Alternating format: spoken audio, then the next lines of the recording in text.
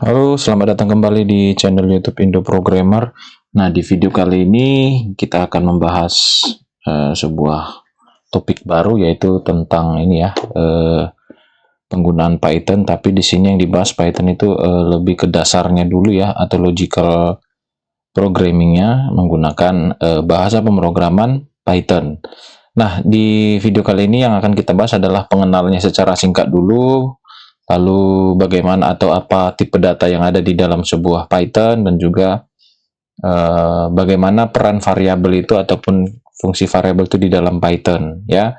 Jadi nanti akan ada banyak lagi berlanjut materi-materi ataupun topik-topik selanjutnya terkait dasar pemrograman dengan Python ataupun logical programmingnya menggunakan Python gitu ya. Nah, jadi Python itu merupakan salah satu bahasa pemrograman yang berjenis interpretatif, artinya sudah menyerupai dengan perintah-perintah yang menggunakan instruksi dalam bahasa manusia gitu ya. Dan juga dia sifatnya multiguna. Jadi hampir banyak sekarang aktivitas di programming menggunakan Python, salah satunya misalnya ke data science atau membuat website juga bisa menggunakan Python gitu ya. Jadi dia fungsinya banyak gitu ya. Mungkin ada beberapa bahasa pemrograman itu hanya bisa memberikan atau membuat satu output ke dalam satu bidang, satu platform gitu. Nah, kalau Python cukup ini ya, cukup banyak kegunaannya ya.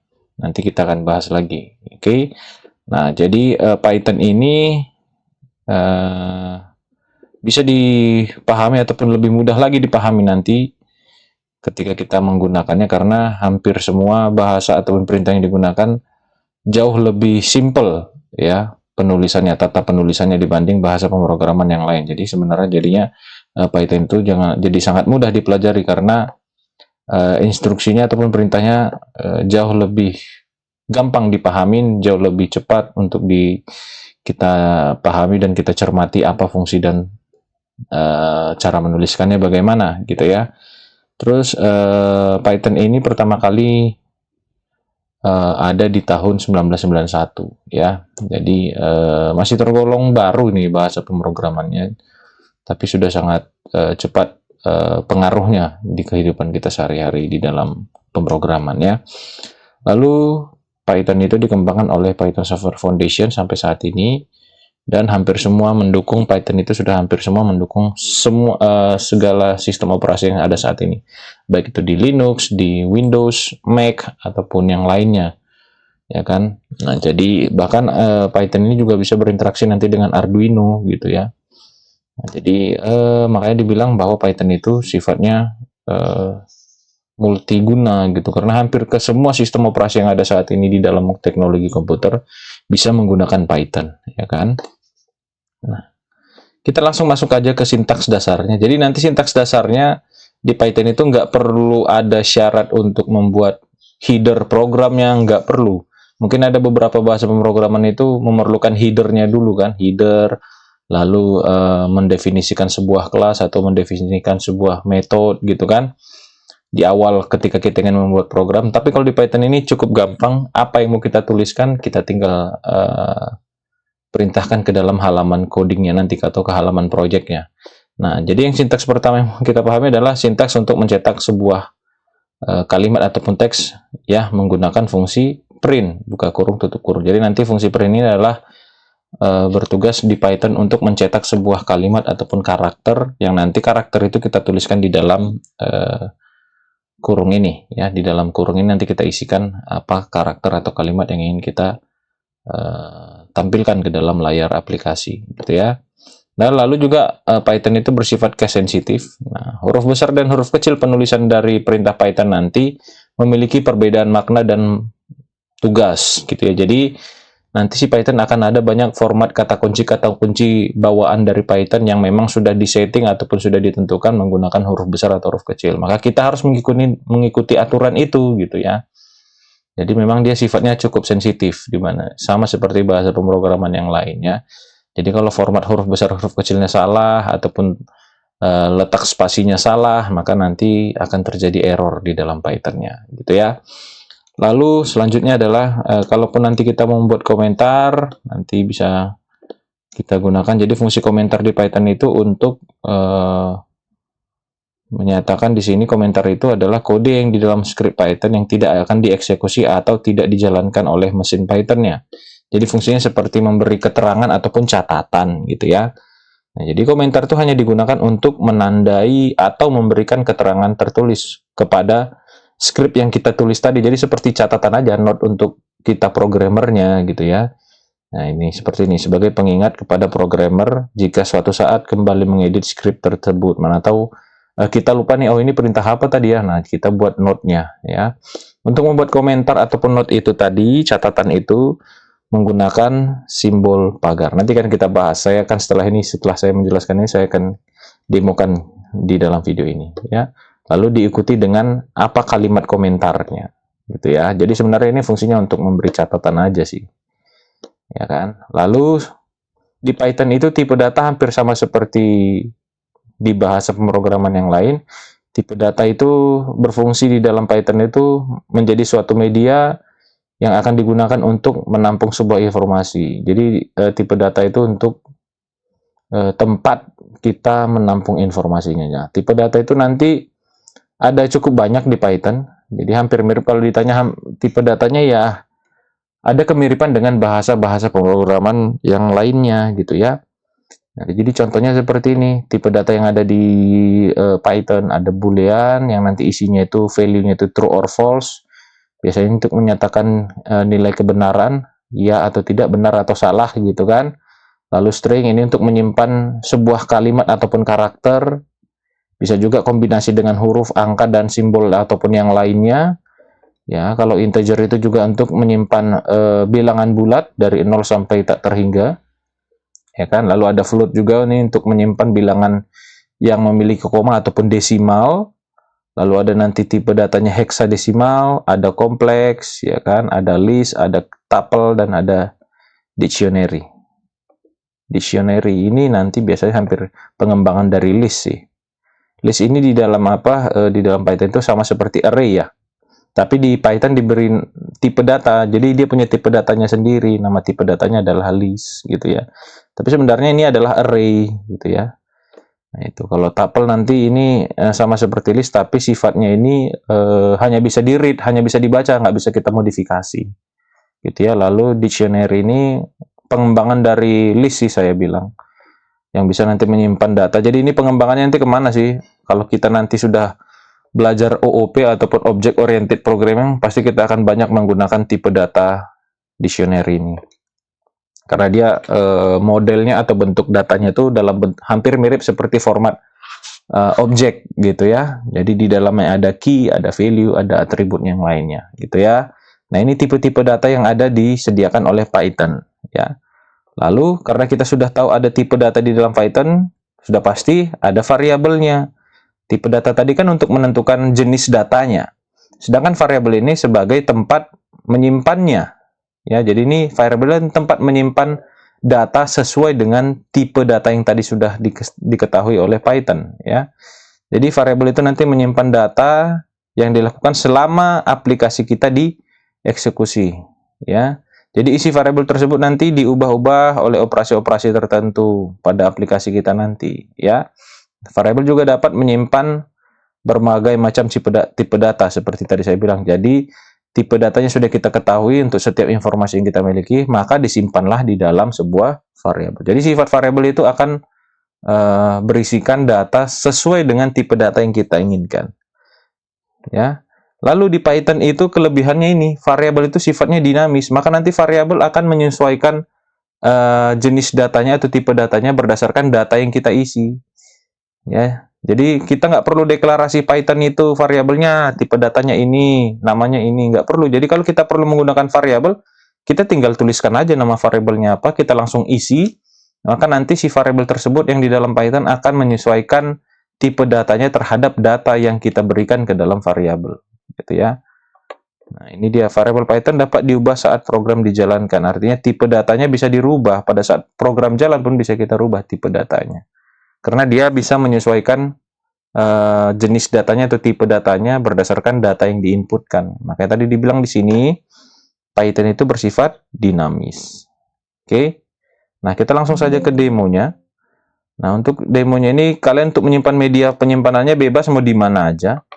Ya, jadi sifatnya nggak harus ada folder yang menjadi tempat keharusan menyimpan file di situ, enggak.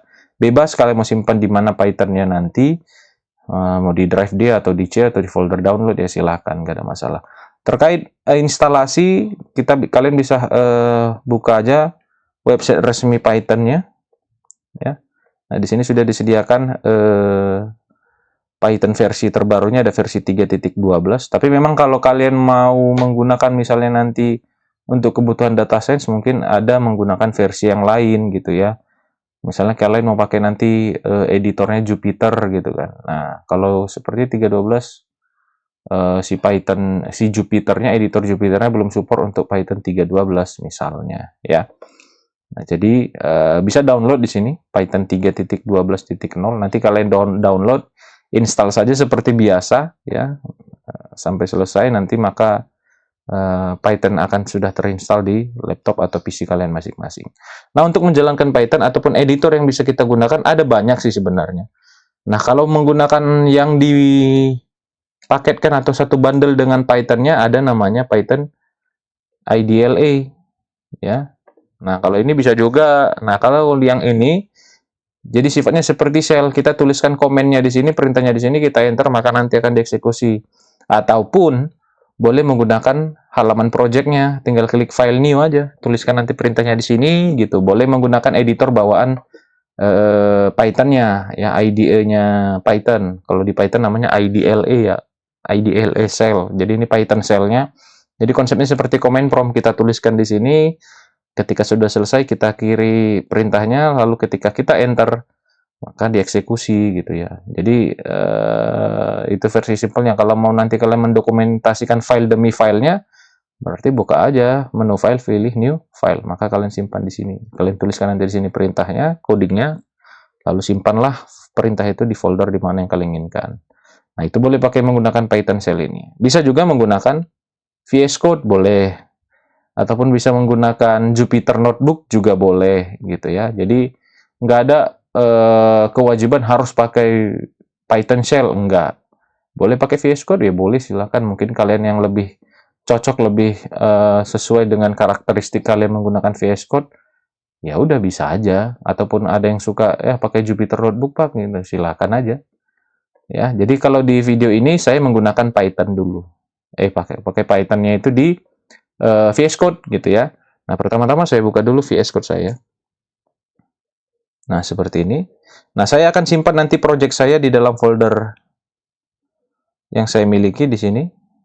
Di folder Python, lalu di folder konten. Jadi nanti semua file-file Python-nya saya simpan di sini. Ya kan? Nah, berarti saya buka dulu VS Code saya di folder Python tadi, di D, lalu Python, folder project saya, lalu folder konten. Lalu saya select. Nah, seperti ini ya. Oke, nah di sini kita sudah masuk ke halamannya folder yang tadi saya miliki. Saya akan buat file baru. Jadi file baru itu tinggal klik new ini aja, lalu tuliskan nama file yang kita inginkan, misalnya latihan 1 titik. Nah, ekstensinya di Python, ekstensinya adalah .py ya, .py. Jadi itu adalah ekstensi yang dikenali untuk aplikasi Python gitu ya. Ini tinggal enter saja, maka kita sudah masuk ke halaman codingnya. Nah, perintah pertama yang akan kita gunakan adalah perintah print. Nah, perintah print seperti tadi yang saya jelaskan, fungsinya untuk mencetak sebuah kalimat ataupun karakter, ya kan? Maka kita tinggal tuliskan aja. Kita nggak perlu tuliskan header lagi di sini. Apapun header-headernya. Kalau kayak seperti di C++ kan ada headernya kan. Nah, di sini nggak perlu. Tinggal tuliskan apa yang mau kita instruksikan. Misalnya perintah pertama tadi adalah print. Print adalah perintah untuk mencetak sebuah kalimat ataupun karakter. Lalu tuliskan kalimat atau karakter yang ingin kita tampilkan di dalam kutip 2 yang ada di dalam kurung ini. Ya, misalnya, halo, selamat belajar Python. Lalu selesai. Setiap ada selesai kita menuliskan perintahnya, maka jangan lupa di save ya, di Ctrl S atau di save seperti biasa saja. Oke. Lalu untuk menjalankannya kalau pakai VS Code ini cukup gampang, tinggal klik tombol run di sini aja, run Python file. Ketika saya run, maka hasilnya berada di bawah ini. Ini dia kan hasilnya. Halo, selamat belajar Python. Kalau mau kita tampilkan lagi print selanjutnya, ya boleh aja di sini. Print selamat pagi, misalnya. Boleh. Ini kalau kita run lagi, maka di bawahnya sudah ada. Jadi fungsi print itu menampilkan satu karakter atau kalimat dalam satu baris. Jadi kalau kita buat ada print kedua, berarti di baris kedua nanti akan muncul kalimat selamat pagi yang ini. Jadi satu perintah print ini untuk mencetak satu kalimat dalam satu baris. Jadi nggak boleh ada kalimat yang bersampingan gitu ya. Ataupun bisa juga seperti ini. Ya kan? Misalnya saya buat kalimat tadi selamat belajar. Gini nih. Python. Nah, saya mau kalimat ini yang harus ditampilkan ya sebenarnya ini jadi muncul di baris ketiga ya, selamat belajar Python. Nah, selanjutnya bagaimana kalau di kalimat ini saya buat menjadi baris baru setelah kata selamat. Ya kan, misalnya selamat, koma, lalu setelah kata selamat ini saya akan buat si teks belajar Python ini akan berada di baris selanjutnya ataupun berada di baris keempat. Nah, caranya gimana? Tinggal kita beri aja simbol backslash n. Jadi backslash n ini berfungsi untuk membuat baris baru di dalam satu perintah printnya, misalnya. Nah, seperti ini kan, selamat belajar Python. Jadi padahal ini satu perintah Python, satu perintah print nih.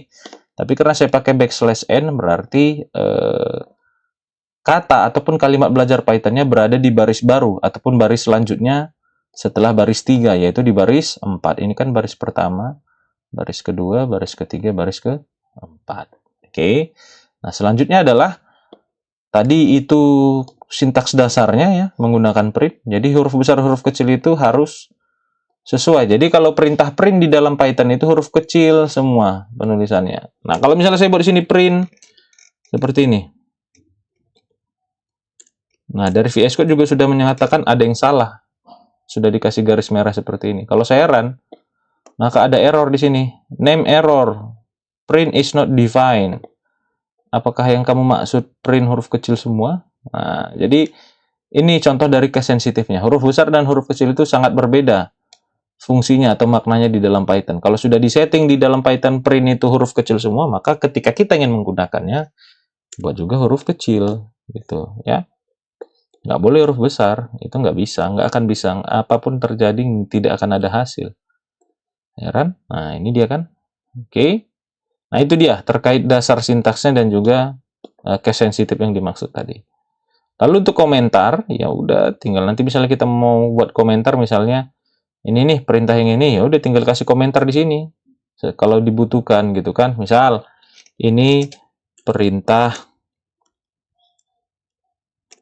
untuk cetak kalimat selamat pagi gitu ya kan. Nah, jadi kalau kita run, ya nggak ada yang muncul, nggak muncul kalimat ini, teks ini, karena memang sifat atau tugas dari komentar itu untuk menyimpan apa ya, untuk menyimpan catatan ataupun komentar di dalam setiap perintah atau setiap script yang kita tugaskan. Itu salah satu fungsinya. Bisa juga untuk mendisable ataupun menonaktifkan perintah atau script Python yang ada untuk tidak dijalankan. Misalnya, print halo ini saya mau tidak dijalankan nanti, maka tinggal saya kasih simbol hashtag di sini. Artinya, perintah untuk mencetak kalimat kata halo tidak akan dijalankan nanti. Ini saya save. Nah, yang terakhir kan belajar Python yang ini. Yang di sini kenapa? Sudah dikasih komentar, artinya ini tidak perlu dijalankan. Ini hanya merupakan catatan yang tidak perlu dieksekusi. Gitu ya, itu terkait penggunaan komentar. Kalau saya rasa sih nggak susah sih kalau yang ini. Oke, selanjutnya adalah tipe data tadi, yang ini. Ya kan, tipe data ini bisa digunakan kalau kita sudah menggunakan variabel. Nah, penggunaan variabel juga sangat sensitif atau case sensitif. Jadi kalau kita gunakan huruf besar, huruf kecil itu berbeda apanya? Namanya, tipenya ya. Bukan tipe ya. Sudah berbeda nama variabelnya. Saya contohkan. Untuk membuat variabel saya buat file baru di sini latihan 2.py. Nah, untuk menggunakan variabel kita kita cukup tinggal menuliskan nama variabelnya, lalu langsung kita berikan isinya menggunakan operator sama dengan. Lalu isikan datanya. Misal, saya punya variabel bernama nama. Nama variabel saya adalah nama, huruf kecil semua. Isinya saya tuliskan aja nama orang gitu. Boleh aja misalnya Budiman Santoso. Seperti ini. Udah, berarti variabel yang sekarang saya miliki bertipe data adalah string, karena diisi di dalam variabel nama ini adalah kalimat ataupun kata Budi Santoso gitu ya. Jadi otomatis variabel nama ini sudah bertipe string, ya kan? Kalau saya buat lagi misalnya variabel umur, berisikan data umur, saya misalnya buat aja 20. Nah, berarti variabel umur berisikan berisikan data 20 yang merupakan bilangan bulat, ya kan? Kalau kita mau simpan bilangan desimal, boleh aja. Misalnya saya buat namanya variabel nilai. Berisikan 78,9. Jadi komanya itu menggunakan simbol titik ya di Python. Hampir sama dengan bahasa pemrograman yang lainnya. Lalu misalnya menyimpan data tipenya boolean. Misalnya keterangan ataupun lulus. True. Ya kan? Boleh. Nah, true-nya itu huruf besar ya. T-nya. Oke. Lalu apalagi tadi yang dasarnya? Nah, itulah nanti kita akan kembangkan ke yang lainnya gitu kan. Ini tadi sudah float sudah kan. Hexadecimal, dan ini nanti kan kita lanjut di topik-topik selanjutnya. Karena kalau sekarang kita bahas belum bisa, karena untuk setelah tipe data hexadecimal sampai ke dictionary ini harus memahami dulu dasar pemrograman yang lainnya dulu. Jadi yang saat ini di topik ini kita kan yang bisa kita pakai adalah yang 4 tipe data ini, gitu ya. Nah, ini sudah bisa menyimpan data. Nah, lalu kita bagaimana caranya kalau kita ingin menampilkan ataupun mencetak kembali isi variabel ini? Tadi kita sudah tahu bahwa untuk mencetak sebuah kalimat atau karakter di dalam Python menggunakan perintah print. Seperti ini kan. Nah, tadi kan kita menampilkannya menggunakan kutip 2. Kalau itu menampilkan karakter atau kalimat biasa. Nah, bagaimana kalau mau mencetak isi variabel? Maka saya tinggal gunakan print, buka kurung, saya tuliskan nama variabel apa yang mau saya cetak di dalam perintah print ini. Maka saya letakkan di dalam kurung ini, apa nama variabelnya. Misalnya saya mau menampilkan isi dari variabel nama, maka saya tulis di sini print nama. Kalau mau saya tampilkan lagi umur, print umur. Gini ya. Kalau mau saya tampilkan lagi nilai, print nilai. Udah. Lalu mau saya tampilkan lagi lulusnya, print lulus. Oke. Ini kalau kita run, nah kan sudah muncul. Ini Budiman Santoso sesuai dengan yang ini. Yang ini 20 dari mana? Dari variabel umur. Umur tadi isinya apa? 20. 78,9 dari mana? Variabel nilai. Ini isinya kan. Lalu lulus itu true itu dari sini. Dari variabel lulus. Yang ini dia. Nah, itu dia ya. Jadi untuk mencetaknya cukup kita gunakan perintah print aja. Lalu kita tuliskan apa nama variabel yang mau dicetak. Nah, lalu misalnya kita bisa juga mengkombinasikan, kadang kita mungkin berpikir seperti ini. Yang mau dicetak kurang interaktif gitu ya. Bagaimana kalau kita mau mencetaknya lebih interaktif? Jadi artinya di awalnya itu dijelaskan ini data apa ya. Lalu kita kasih tahu isi variabelnya apa. Jadi biar proses menampilkan ataupun mencetak sebuah data itu ada interaktifnya, ada interaksinya, ataupun ada keterangan tambahan dari setiap data yang kita cetak, misalnya seperti itu. Kayak ini kan, kayak seperti ini misalnya, kan kita nggak ngerti apa sih Budiman Santoso maksudnya apa, gitu ya kan. Angka 20 ini maksudnya apa, 78,9 maksudnya apa, true ini maksudnya apa, misalnya. Ya kan? Nah, maka kita bisa kombinasikan dengan cara seperti ini. Tetap kita gunakan perintah print, lalu saya tuliskan seperti ini kalimatnya. Nama Anda, titik 2, lalu spasi seperti ini. Kita kasih simbol plus. Nah, simbol plus di Python memiliki 2 fungsi nantinya. Ya, bisa melakukan proses penjumlahan matematika, ataupun bisa melakukan proses penggabungan antara kalimat biasa yang di dalam kutip dengan isi dari variabel yang mau dicetak. Misalnya variabel nama mau saya cetak bersamaan dengan kalimat yang di dalam kutip ini. Maka di sini saya gunakan simbol plus. Artinya untuk menggabungkan isi dari variabel dan isi kalimat biasa untuk ditampilkan dalam satu baris gitu ya. Misalnya saya buat plus nama seperti ini. Ini kalau saya run, maka sudah ada keterangan seperti ini kan. Boleh pakai plus, boleh. Boleh juga pakai koma seperti ini. Coba perhatikan. Nah, bisa menggunakan koma, lihat. Saya run. Nah, sama saja. Nah, kalau saya sih ditanya pakai plus atau pakai koma lebih bagus ya, Pak. Kita pakai koma saja. Jadi dia berfungsi untuk menyisipkan antara kalimat biasa ya yang menggunakan kutip dengan isi variabel ketika kita ingin menampilkannya dalam satu baris ataupun mencetaknya dalam satu baris. Nah, kalau untuk umur gimana ya? Sama saja formatnya gini kan. Umur titik 2 koma umur. Ya kan? Udah. Kalau mau dicetak lagi ya bisa. Habis umur apa tadi? Nilai. Ya kan? Koma nilai. Ya kan? Lalu print. Apalagi kelulusan. Ya kan? Lalu di sini